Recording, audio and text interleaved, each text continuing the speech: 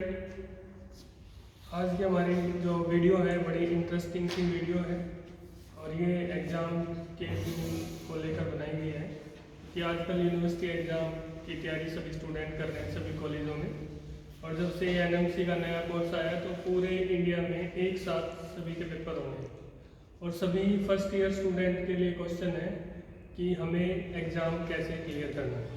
भाई एनाटॉमी का एग्ज़ाम कैसे क्लियर करना है, फिजियोलॉजी का कैसे करना है और बायोकेमिस्ट्री का कैसे करना है।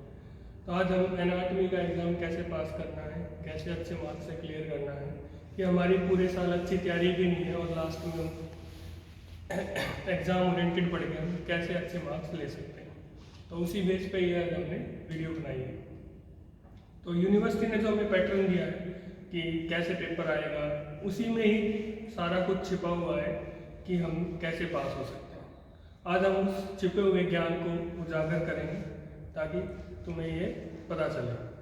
तो सबसे पहले हम देखते हैं कि यूनिवर्सिटी ने जो हमें डिस्ट्रीब्यूशन दिया है, पेपर कैसे सेट होता है, वो हम आपको बताने जा रहे हैं। तो यूनिवर्सिटी का एग्जाम है marks distribution of anatomy university examination. तो एनाटॉमी का पेपर है, दो पेपर होंगे उसके, पेपर 1 और पेपर 2। अब पेपर 1 में कौन कौन सा सिलेबस आएगा? पेपर 1 इंक्लूड करता है हेड एंड नेक, न्यूरोलॉजी यानी कि ब्रेन और स्पाइनल कॉर्ड और अपर लिम्ब। इन्हीं के रिस्पेक्ट में इनकी जनरल एनाटॉमी और हिस्टोलॉजी। तो ये पेपर ए में आएगा। पेपर बी में आएगा abdomen and pelvis, lower limb और थोरैक्स, इनसे रिलेटेड हिस्टोलॉजी और एम्ब्रियोलॉजी। तो ये तो हो गया पेपर ए और पेपर बी। अब पेपर ए में मैक्सिमम मार्क्स कितने हैं? 100। पेपर बी के भी मैक्सिमम मार्क्स 100 है, यानी कि दो पेपर जो टोटल आएगा वो 200 मार्क्स का हो गया और उसमें हमें 50% मार्क्स लेने हैं, 100 मार्क्स लेने पास होने के लिए, जो यूनिवर्सिटी कहती है। अब वो मैक्सिमम मार्क्स 100 कैसे डिस्ट्रीब्यूटेड है पेपर ए में? पेपर ए के भी दो पार्ट होंगे, पार्ट 1, पार्ट 2। पार्ट 1 में क्या है? पार्ट 1 है 50 मार्क्स का, पार्ट 2 भी है 50 मार्क्स का, यानी कि 100 जो मार्क्स है 50-50 में डिवाइड होगी पार्ट 1 और पार्ट 2। पार्ट 1 में आएगा हेड एंड नेक और पार्ट 2 में आएगा न्यूरोलॉजी और अपर लिम्ब। इसी तरह पेपर बी की भी बात करें, बाद में बात करेंगे पेपर बी की, पहले ये पेपर की से ही देख लेते हैं। तो हेड नेक आएगा और पार्ट 2 में आएगा न्यूरोलॉजी और अपर लिम्ब। अब ये पार्ट 1 में जो 50 मार्क्स हैं किस तरह डिस्ट्रीब्यूटेड है? उसमें एक पार्ट है एमसीक्यू का, दूसरा पार्ट है क्लिनिकल ओरिएंटेड क्वेश्चन का और तीसरा पार्ट है शॉर्ट नोट का। तो थर्ड पार्ट है शॉर्ट नोट का। तो जो एमसीक्यू है वो 10 मार्क्स के हैं, क्लिनिकल ओरिएंटेड जो क्वेश्चन आएगा वो 10 मार्क्स का होगा, या तो वो 2 क्वेश्चन होंगे या एक ही क्वेश्चन, उसमें 10 मार्क्स का होगा। उसके बाद जो शॉर्ट नोट आएंगे वो 30 मार्क्स के हैं।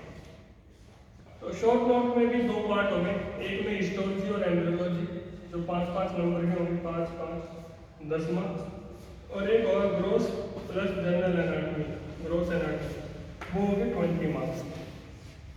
इसी तरह पार्ट 2 में दो पार्ट होंगे, न्यूरोलॉजी और अपर लिम्ब।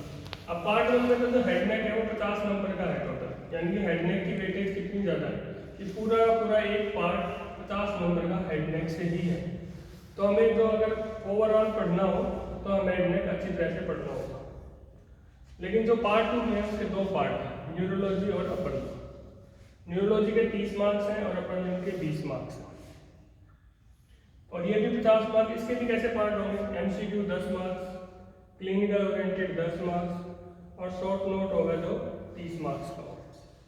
शॉर्ट नोट में भी हिस्टोलॉजी एम्ब्रियोलॉजी 10 मार्क्स और जनरल और ग्रोस एनाटॉमी 20 मार्क्स।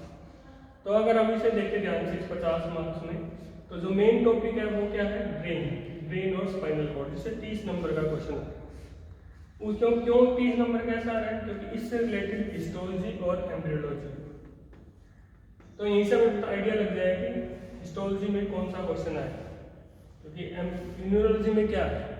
ब्रेन है, स्पाइनल कॉर्ड है, सेरिबेलम है और सेरिब्रम, यही रिलेटेड है हिस्टोलॉजी से। या स्पेशल सेंसेस होगी, स्पेशल सेंसेस में क्या होगा?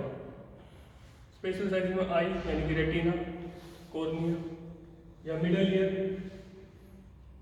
और नोज, ऑल्फैक्टरी मिकोजा की आ जाएगी, तो मेन हिस्टोलॉजी का क्वेश्चन क्या होगा, आइडिया लग गया कि न्यूरोलॉजी में सेकंड पार्ट में हिस्टोलॉजी का कौन सा टॉपिक आएगा। अगर यूनिवर्सिटी का 2019 का पेपर देखें सप्लीमेंट्री का, तो उसमें हिस्टोलॉजी रेटिना की आएगी, तो सीधा पता चल जाता है कि हमें कौन सा क्वेश्चन आ रहा है। तो पैटर्न से तो हमें वेटेज कहाँ देनी है, वेटेज अगर हमें मान लिया क्लिनिकल ओरिएंटेड क्वेश्चन है, हमें आता ही नहीं है, ना हमें पढ़ाया गया पूरे साल, ना हमारे समझ में आया, तो उसकी वेटेज कितनी है 10 मार्क्स, 10 मार्क्स 20 मार्क्स हो गए एक पेपर में। इसकी वेटेज यहाँ भी लगा 10 मार्क्स एक 10 मार्क्स, तो टोटल 200 में से 40 नंबर हो गए।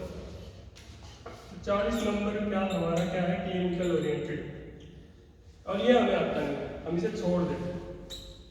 हम मान के चल रहे हैं कि हमें 200 में से 40 मार्क्स घटा दें, 160 में से हमें 100 नंबर लेंगे, ठीक है। 160 में से हमें 100 नंबर लेंगे, वो हमें कौन दिलवा देंगे, 20 मार्क्स ये, 10 मार्क्स ये, 10 ये, 20 ये जो नीचे की लो 10 20 10 20 ये वाले, यही हमें कितने मार्क्स दिला देंगे 100। चाहे भले ही हमें एमसीक्यू भी नहीं आते हों, अगर हमें एमसीक्यू भी नहीं आते तब भी हम इस पार्ट से पास हो जाए और अच्छे मार्क्स लें, और यहीं से हमें पता चल जाएगा कि हमें पढ़ना क्या है। एमसीक्यू भी अगर हम मान लिया बैठ के तुक्के भी मार रहे हैं, तो एमसीक्यू के 1/4 या तो ए आंसर होगा या बी होगा या सी या डी, तो सभी में अगर हमने ए बी टिक कर दिया तो 40 नंबर में से 10 नंबर तो आएंगे, तो 10 ये हो गए और ये, तो ये आपको ऐड ही करेंगे, बढ़ा देंगे परसेंटेज हो। तो क्लिनिकल ओरिएंटेड पे ज़्यादा हमें इतना ज़्यादा फोकस नहीं करना है। मैं ये नहीं कहता कि ये पढ़ना नहीं है, पढ़ना है और यही बेस है, आगे हमारे काम आएगा, लेकिन अभी हमें एग्जाम में पास होना है। तो अगर हम क्लिनिकल ओरिएंटेड पे ध्यान ना देंगे, हम मैक्सिमम ध्यान शॉर्ट नोट पे दें, तो हम तब भी बहुत अच्छे से क्लियर करते हैं। तो ये क्लिनिकल ओरिएंटेड हो गया। एमसीक्यू, अब एमसीक्यू में भी देखो, ये पार्ट 2 में है, एमसीक्यू आपको पता चल जाएगा किसके एमसीक्यू करने। आप अपर लिंक एमसीक्यू कर लो, अपर लिंक के कितने क्वेश्चन होंगे, 3 एमसीक्यू आएंगे अपर लिंक, 3 या 4 आ जाएंगे, मैक्सिमम न्यूरोलॉजी से आएंगे 6। अगर हम ब्रेन से ना करके अपर लिंक के ही अगर हम एमसीक्यू कर लें तो 4 इसमें आ गए, 4 क्वेश्चन तो ठीक हो ही गए आपके। इसी तरह इसमें भी थोरैक्स में आएंगे, जो आसान है सबसे इजी पार्ट, 4 5 ये 9 नंबर एमसीक्यू तो हम ऐसे ही तैयार कर लेते हैं। अगर हम ज़्यादा एमसीक्यू पे ध्यान ना दें तब भी हम एमसीक्यू अटेम्प्ट कर सकते हैं। जो मैंने बताया कि 10 तो मैक्सिमम आप 15 नंबर तक तो ले ही सकते हो, तो इस पे ज़्यादा इतना ज़्यादा फोकस नहीं रखना है। और ना ही आजकल इतनी हमारे पास क्वेश्चन है कोई क्लिनिकल ओरिएंटेड, ये कुछ भी आ सकता है, एग्जामिनर के ऊपर है वो कैसे सेट करता है, तो इस पे ज़्यादा फोकस नहीं करना है। फोकस करना है सिर्फ और सिर्फ इस पे, और इसमें भी किस पे 30 में से 10 मार्क्स इसके हैं हिस्टोलॉजी और embryology. Histo head and neck है, हिस्टो हमें पता चल जाएगा हेड नेक में हमें हिस्टो किसके पढ़नी है, ग्लैंड है, पैरोटिड होगी, सबमैंडिबुलर होगी, तो इसकी हिस्टोलॉजी आ जाएगी। और क्या है नेक में, हेड नेक में मैक्सिमम यही ग्लैंड्स हैं जिसकी हिस्टोलॉजी हम पढ़ते हैं। टंग होगी, लिप होगी, टंग लिप इसकी हिस्टोलॉजी होगी, तो कितने स्लाइड करनी पड़ी, 5 या 6 स्लाइड याद करनी पड़ी, उसी में से हमें क्वेश्चन आ जाए। इसी तरह एम्ब्रियोलॉजी में डेवलपमेंट है, में से क्या है, development of tongue, development of palate, development of soft palate, development of parotid या डेवलपमेंट ऑफ न्यूरोएनाटॉमी, नहीं हो, बस यही है डेवलपमेंट। इन्हीं में से क्वेश्चन आना है, इसी में से आ गए 10 नंबर पर के। शॉर्ट नोट भी है, हर यूनिट में पता है हमें क्या क्या शॉर्ट नोट आ सकता है। तो ये वाला पार्ट सबसे इजी भी है और स्कोरिंग भी है। इसी तरह इसमें न्यूरोलॉजी हिस्टोलॉजी किसकी आ गई, मैंने आपको पहले ही बता दिया, ब्रेन की आ जाएगी, ब्रेन में क्या आएगा, सेरिबेलम, सेरिबेलम, और स्पाइनल कॉर्ड में क्या आएगा, स्पाइनल कॉर्ड का सेक्शन आ जाएगा। नेक्स्ट होगी एम्ब्रियो, डेवलपमेंट ऑफ ब्रेन या एम्ब्रियो, ये डेवलपमेंट का क्वेश्चन हो गया। तो ये भैया मार्क्स लेने इतने आसान है, 20 मार्क्स इसमें न्यूरो में और अपर लिम्ब में। न्यूरो में पता है कौन कौन से इंपॉर्टेंट क्वेश्चन है, अपर लिम्ब में कौन कौन से 2-4 इंपॉर्टेंट है, इसके ऊपर भी हम वीडियो बनाएंगे कि किस पार्ट में हमें कौन कौन सी चीज़ पे ध्यान देना है ताकि हम ज़्यादा स्कोर करें। हम नेक्स्ट वीडियो में बनाएंगे कि कौन कौन से क्वेश्चन एग्जामिनर सेट कर सकता है जिनकी प्रोबेबिलिटी हाई है।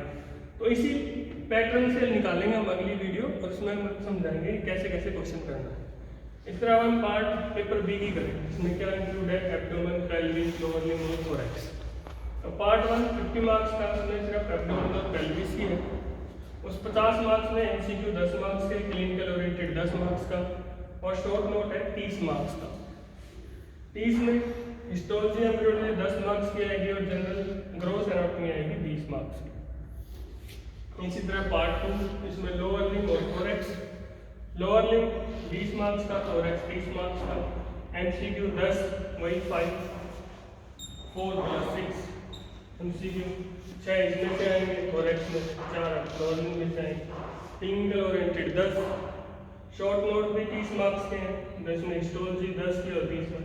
तो इसमें भी हिस्टोलॉजी का पता करना आसान है। इसमें हिस्टोलॉजी किसकी आएगी, थोरैक्स, क्योंकि मेन क्या है थोरैक्स, थोरैक्स में क्या आता है लंग्स और हार्ट। तो हिस्टोलॉजी किसकी आनी है, तो लंग्स की या हार्ट की। तो क्वेश्चन पता चल गया, डेवलपमेंट भी किसका आएगा, लंग्स और हार्ट का डेवलपमेंट आएगा, डायरेक्ट क्वेश्चन होगा। तो ये 2 क्वेश्चन तो पता ही चल गए इस पार्ट में, जिस तरह इसमें पता चल गया इस वाले पार्ट में कि कौन सा हिस्टोलॉजी का क्वेश्चन आएगा, उसी तरह इसमें पता चल गया। इसी तरह लोअर लिम्ब में क्या क्वेश्चन इंपॉर्टेंट, 2-3 क्वेश्चन इंपॉर्टेंट है। तो मसल्स का ओरिजिन इंसर्जन होगी, हैमस्ट्रिंग मसल्स या वीनस ड्रेनेज, ये 20 मार्क्स में पता चल गए। तो अगर हम यूनिवर्सिटी का पैटर्न ही देख लें तो हमें पता चल जाएगा कि कहाँ से क्या क्वेश्चन आना है और हम इजीली वो पास कर सकते हैं। अगर हमने थोड़ा बहुत क्लिनिकल ओरिएंटेड क्वेश्चन भी कर दिया तो हमारी डिस्टिंक्शन भी आ सकती है। आज की ये वीडियो, नेक्स्ट वीडियो में मैं बताऊंगा कि किस पार्ट से कौन सा क्वेश्चन आने की प्रोबेबिलिटी कितनी है। थैंक यू वेरी मच और best of luck for the exam.